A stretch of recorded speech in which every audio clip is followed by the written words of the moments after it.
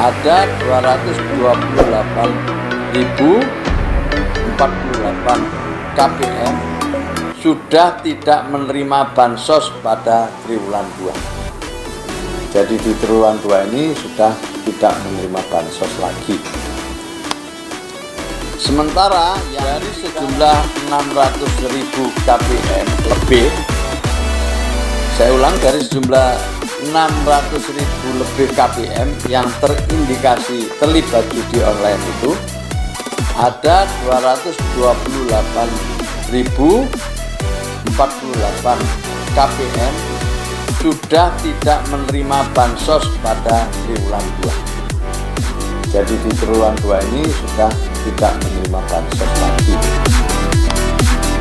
Sementara yang 375.951 KPM menerima bansos pada triwulan kedua karena sudah terkirim, maka itu kita akan evaluasi pada triwulan ketiga.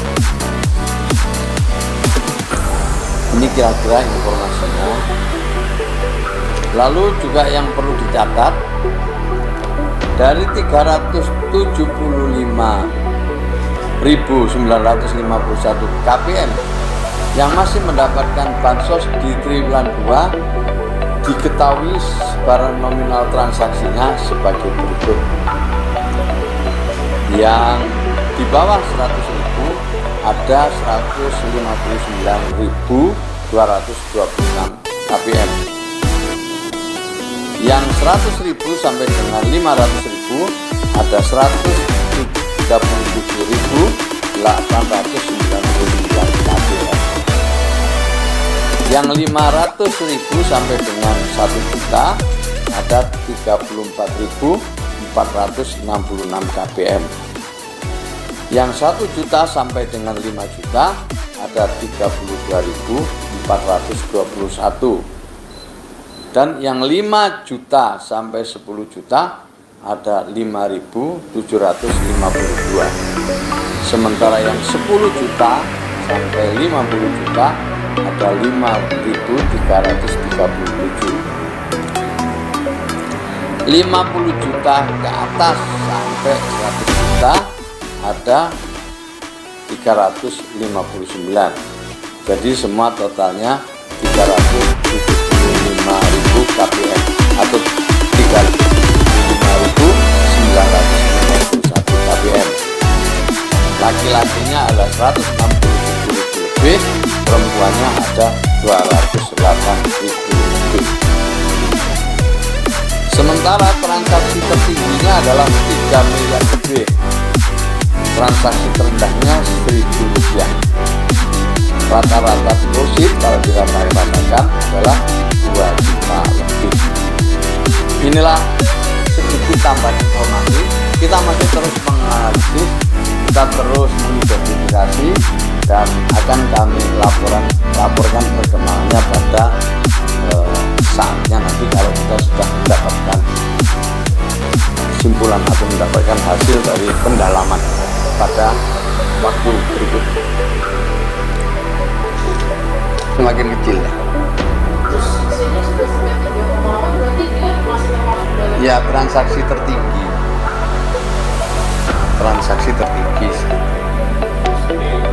kita dalami, akan kita dalami. Yang tadi yang di depan kan udah kita sampaikan, yang 228.000 lebih kan sudah nggak terima lagi. Nanti kita lihatlah situasinya, dan tentu kalau tindak lanjutnya kita akan koordinasi lagi dengan PPATK. Dia mengerikan juga. Kami belum bisa sampai detail itu, tapi nanti kita lihat lah ya. Ini masih dalam pendalaman. Tapi karena ini menurut saya perlu disampaikan sebagai bagian dari perkembangan berita-berita sebelumnya, dan sebagaimana yang telah kita pernah sampaikan, kita akan terus update jika ada hasil dari pendalaman kita. Nah, ini sebagian saja. Nanti di minggu depan pasti ada lanjutannya. Ya. Oh, belum sampai kita sampaikan ke Presiden. Tapi pada saat kita akan koordinasi dengan PPATK dan menyerahkan seluruh NIK yang pernah dan sedang menerima bansos dari Kementerian Sosial, tentu kami izin terlebih dulu kepada Presiden. Dan sekali lagi saya ulang ya, ini dalam rangka bansos tepat sasaran berdasarkan pada Inpres nomor 4 tahun 2025 tentang DTSEN. Kemudian yang kedua, kami mohon maaf, ini bukan maunya kami, bukan maunya siapa-siapa, tapi ini adalah maunya data yang bicara, dan dalam rangka memenuhi harapan banyak pihak agar bansos bisa tepat sasaran dan dimanfaatkan sebagaimana mestinya. Perlu saya tegaskan sekali lagi bahwa bansos itu jelas peruntukannya. Tidak boleh digunakan untuk membeli hal-hal yang di luar peruntukannya. Misalnya untuk asupan bayi, untuk penyandang disabilitas, untuk lansia, untuk membeli asupan ibu hamil, untuk ongkos anak sekolah. Jadi udah jelas, peruntukannya itu jelas, tidak diberikan cuma-cuma. Kalau itu dimanfaatkan untuk kepentingan lain, apalagi untuk kepentingan jubrol, ini sungguh sangat mengejutkan dan memprihatinkan. Karena masih banyak saudara-saudara kita yang membutuhkan bansos itu. Dan kami perlu sampaikan, untuk bansos tidak ada yang dikurangi. Bahkan Presiden memberikan penebalan bansos kepada 18 juta lebih keluarga penerima manfaat yang biasanya setiap 3 bulan menerima 600.000 karena sebulannya 200.000. Khusus untuk bulan Juni dan Juli, Presiden memberikan dukungan tambahan berupa penebalan bansos sebanyak 200.000 kali 2 bulan. Artinya 18 juta lebih KPM itu menerima 1 juta kedua. Jadi sekali lagi tidak ada yang namanya pengurangan bansos. Yang ada adalah pengalihan sasaran.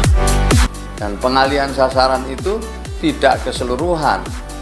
Dari 20 juta lebih KPM itu 16 juta lebih itu masih menerima bansos yang sama dibanding dengan triwulan pertama.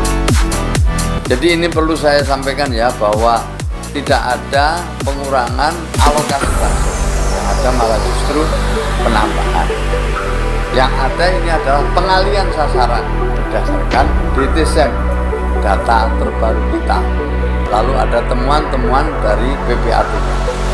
Jadi itu semua kita alihkan kepada mereka yang lebih berhak, yaitu yang berada di desil 1, 2, 3, dan 4.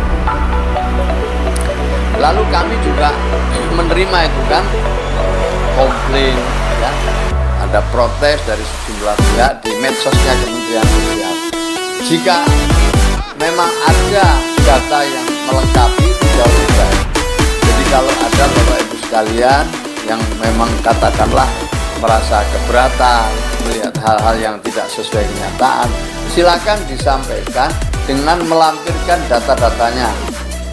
Lebih-lebih kalau ada foto rumah, kemudian ada identitasnya, sehingga kami bisa melakukan ground check, bisa menghubungi ya pihak-pihak yang memang keberatan tersebut. Jadi kami mohon kalau ada keberatan itu juga melampirkan bukti-bukti yang cukup agar kita bisa menindaklanjuti.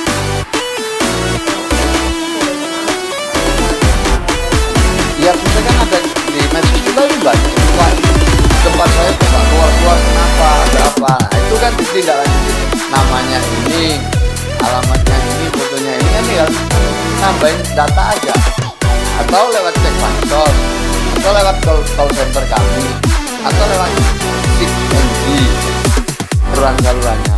Tapi yang di medsos itu kan saya lihat misalnya di Instagramnya Kemensos atau di mana lagi itu yang kita punya medsos itu, kan di situ ada yang keberatan.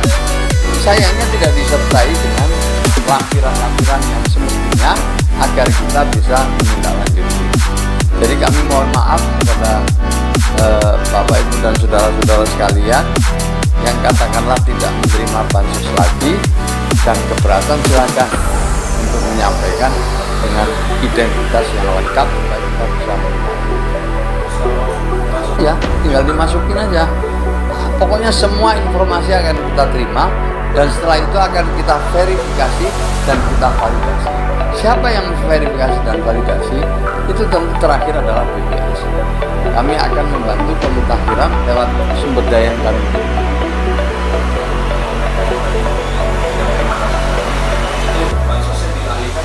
Ya dialihkan, dia otomatis dialihkan.